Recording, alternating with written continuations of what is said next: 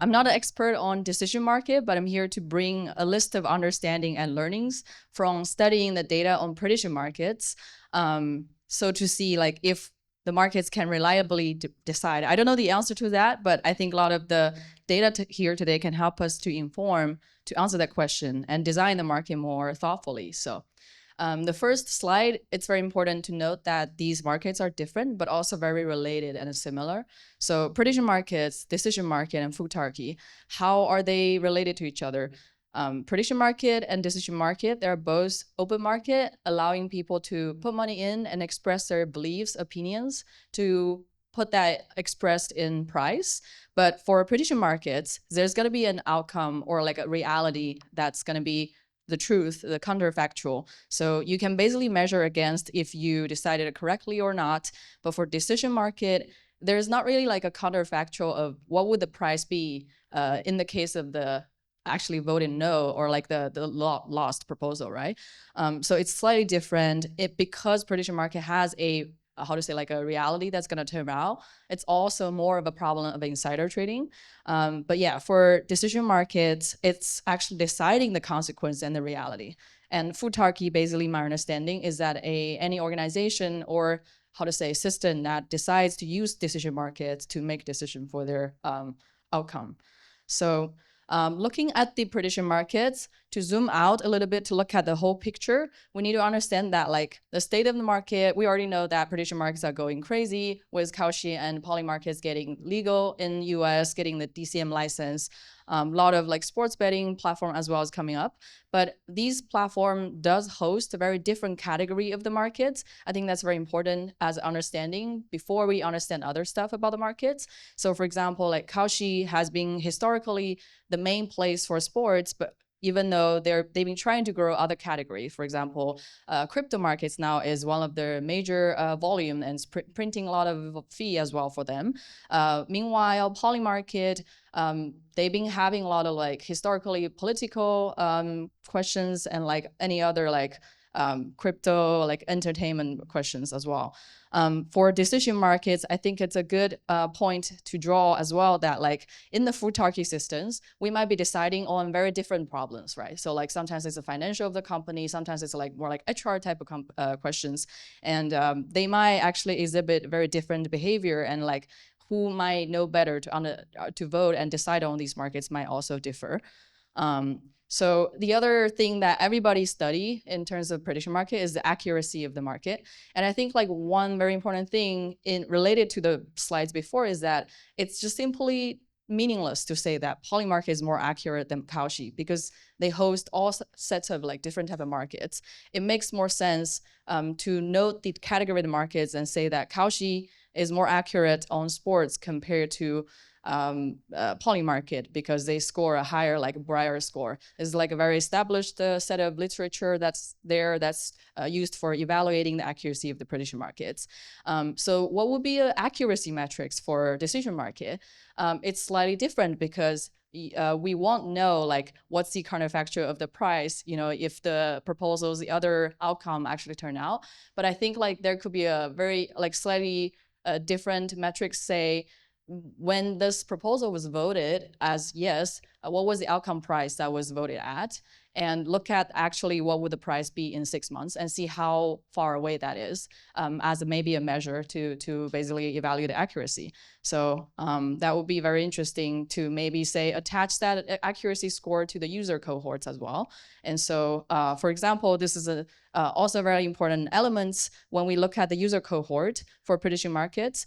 This is the number for specifically crypto markets, as in betting on if Bitcoin price goes up or down on poly markets.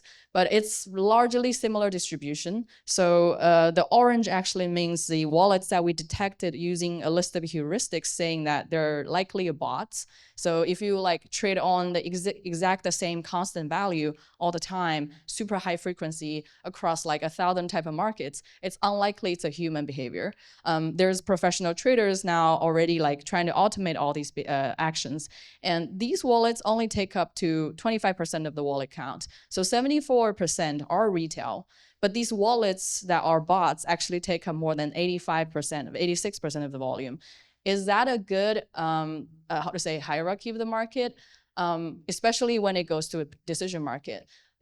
In the case of decision market, it's possible that maybe people who have way more token holder stake can largely swing and decide what the outcome is.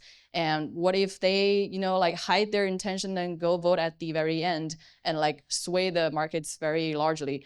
How can we like maybe fight against that? Is that a good thing? It's all very interesting question. So also, like, for example, I just got inspired from one slide from Dr. Robin Hanson, for example, where he listed out like the hierarchy of the decision maker in a company, right? So if we can combine maybe the accuracy of the wallets that been voting in the past based on their outcome as well of the price target, can we maybe allocate different weight for different wallets to vote on? That could be also interesting because that's kind of like promoting people who have historically voted better to have more power. And so another thing is that price has historically shocked a lot if you look at the prediction markets when there's new information comes in.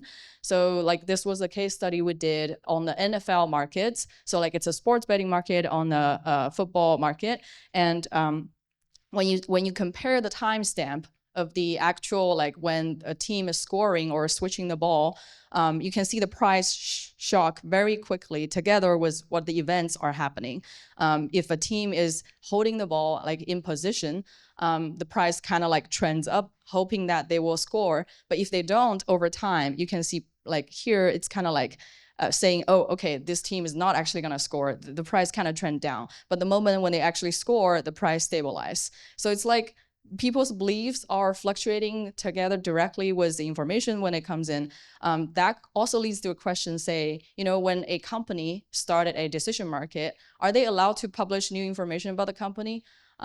Because that might actually affect the market pretty largely. Maybe like a feature on MetaDAO could be like, say, when a decision market started, but the company starting to release like bullish information or so, this market has to be halted in case of like avoiding manipulation or so. Another very interesting thing from this chart is that you can kind of basically observe the price trend to understand when people disagree the most. Right, so when the price actually falls around 50%, meaning like people are very uncertain about if the team gonna win or lose, the price fluctuates way more. When the price actually towards the end of the, extreme, the volatility goes smaller and smaller. So like the belief starting to converge.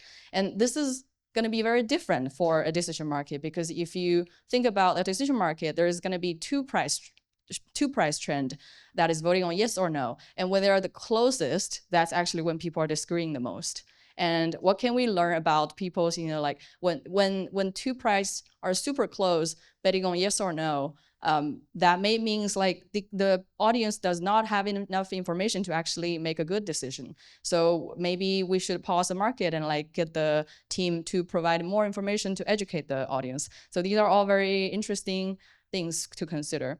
And also understanding that, like looking at a prediction market, we saw that like sports market, if you look at the volume accumulation over the time duration of the market versus the news market, it looked like a lot of volume have already accumulated early on when the market started for sports. But instead for news, a lot of information arrives super late and the volume just comes in very last minute. In the market like this, it's actually very possible that people have better latency, have better infra, or like to access the information can win better. So how does that differ for different type of markets is also very interesting. So yeah, and another case study here I want to share is that to consider the fact about the market manipulation, because whenever there's a market and economic incentive, there is potential chance for someone to profit better by manipulating the markets. Like we've known a lot of stuff happening on Poly Market where like you can use a hair dryer to affect the like temperature and betting on the outcome of the Paris temperature market. And also like the UMA protocol that is basically taking care of the dispute process only requires a $750 bond. So like if you have a bigger position to profit above that, there is an incentive for you to basically dispute. I think it's also very important question to consider when Prophet mentioned that there will be a committee being created for decision market. Who should be allowed to trade? Should the company token holder also, like the company team member allowed to trade? Should the competitor be allowed to trade? can the proposal author allow to be trade? So one example here that we recently published a study on, together with also a paper from Stanford University, is that we found evidence showing that like the 5 minutes Bitcoin market on Polymarket seems to be very much manipulated. So how does that work? This diagram kind of explain it. So if you are betting on the price gonna go up within the 5 minutes, at the end of the market, if the Bitcoin price was pretty flat and didn't really change much, but it was gonna go below, you can simply make orders on Binance and push the price go up and instantly sell when the market resolve. And so in this case, you kind of altered the results of this market and profited because Chainlink Oracle use centralized exchange price, which is probably coming from Binance. There are potentially ways to avoid it, but based on the current evidence, we saw that like if you look at the market's case with different market condition where Binance price didn't really change much, we call it still even at the close, versus the case when Bitcoin price is super volatile, at the 5 minutes end, they already decided the price already is too far away, meaning there's gonna be too much cost to push the price on Binance and down and up. We kind of see like the volume on Binance has a 12 times difference, which is pretty much an evidence to show the manipulation.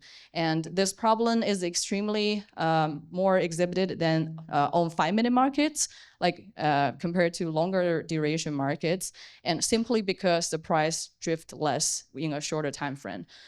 So what are the things we can do to avoid this type of manipulation? Simply basically increasing the cost. You can maybe aggregate a set of different type of price oracles rather than just using Binance. You can maybe just don't have like short-term 5 minutes markets. I think that probably also is an important element for designing a decision market. But yeah, so I just want to basically share all this and open up the floor for all kinds of research questions, and happy to collaborate if anyone is interested. There's different type of Futarchy you can design using either KPI or simply asset price, which is what MetaDAO's model is. But do people really know what they're voting on? Do you have to, like, do you allow anyone to vote on? Even like the token holders, they may not know the best if, you know, like they should hire this person as the CEO or not. Do you want to qualify people to vote on? But then how do you qualify it? And are voters participating enough? What if there's a proposal, but there's only 2 people voted? So like famous meme here is that, you know, like the outcome may not be the most optimal actually for the organization if, you know, the audience who are participating is not the optimal set. But yeah, that's my talk. Happy to chat more if anyone interested in data. Thanks.